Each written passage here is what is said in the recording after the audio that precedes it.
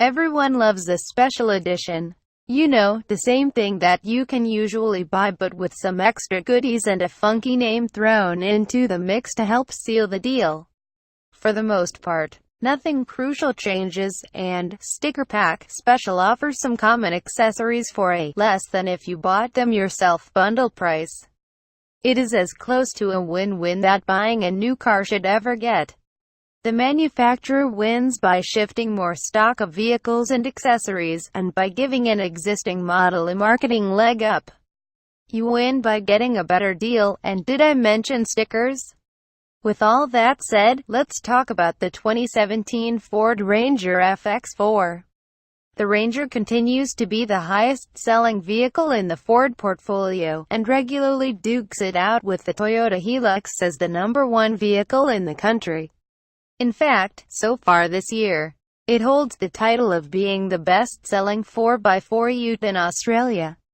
It's not a recent success story either, as last year, a shade under 31,000 4x4 Ranger pickups were sold, with two-thirds being the high-spec XLT and Wildtrak variants. With all that information at hand, you don't need to be Alan Turing to work out that adding a special edition using these ingredients was going to do just fine, and so the FX4 was born. For those not following Ford nomenclature on a global scale, the FX4 designation is an off-road option pack which can be applied to the F-150 pickup in North America. Ticking the boxes, UF truck kitted out with an electronic locking rear differential, hill descent control, off-road tuned front shock absorbers, underbody protection, and, naturally, some stickers. The thing is, an XLT Ranger, on which the Australian FX4 variant is based, already comes with much of that hardware, hill descent and locking rear differential. So the trim pack is a little different.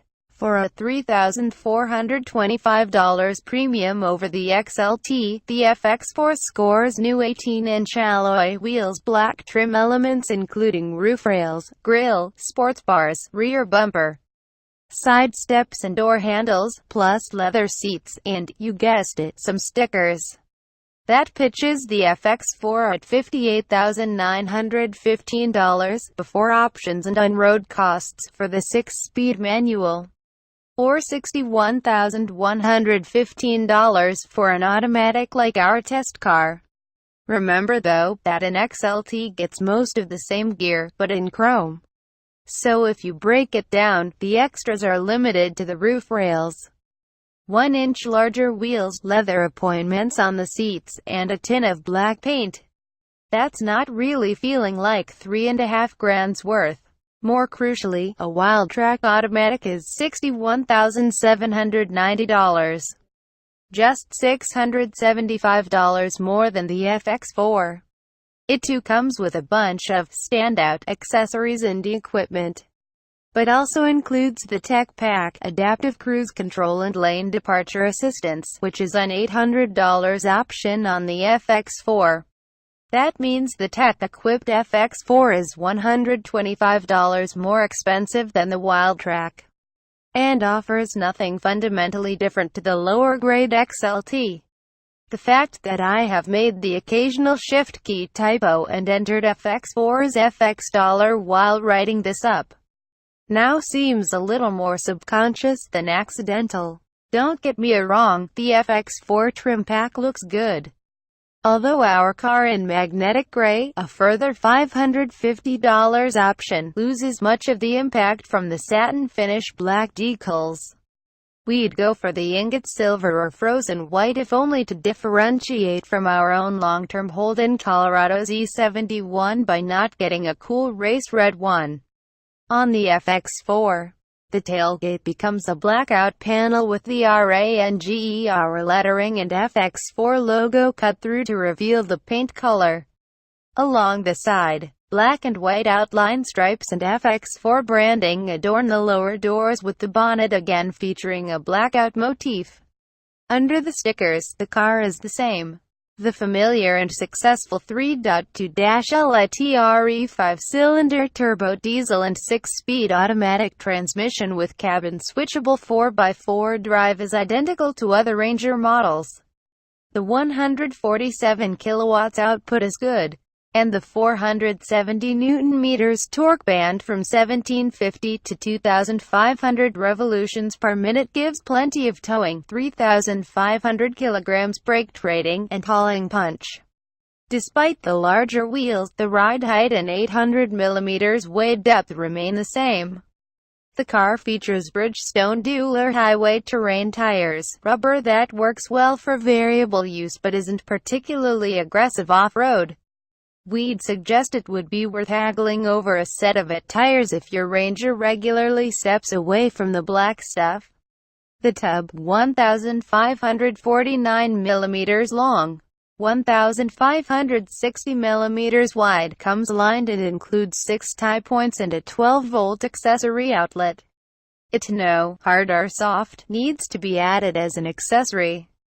We'll assume your $60 grand sticker special isn't headed for an open-cut mine anytime soon, and so the tub size and arrangement works generally very well for most lifestyle pursuits. You can even fit a pair of full-size trail bikes in there when using a bed extender, like our handy-ready ramp.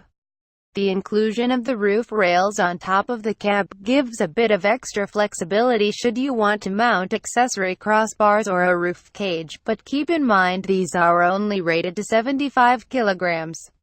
So best to keep the soft stuff up there if you need it.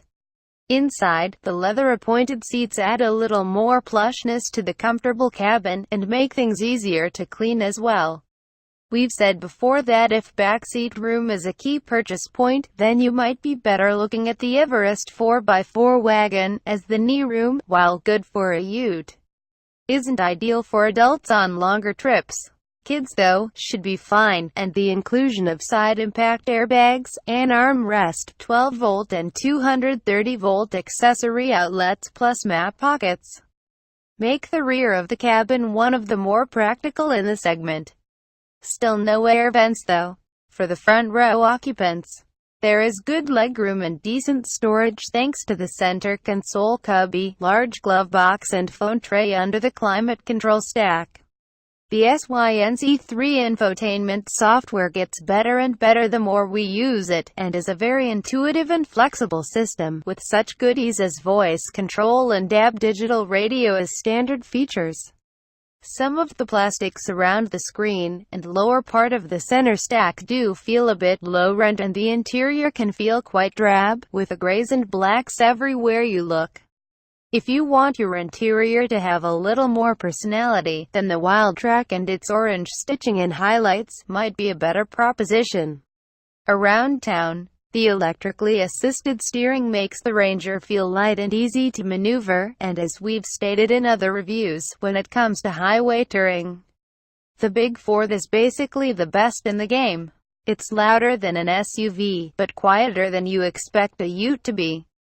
We regularly see 9L, 100 km touring consumption too, close to Ford's claim of 8.7L, 100 km.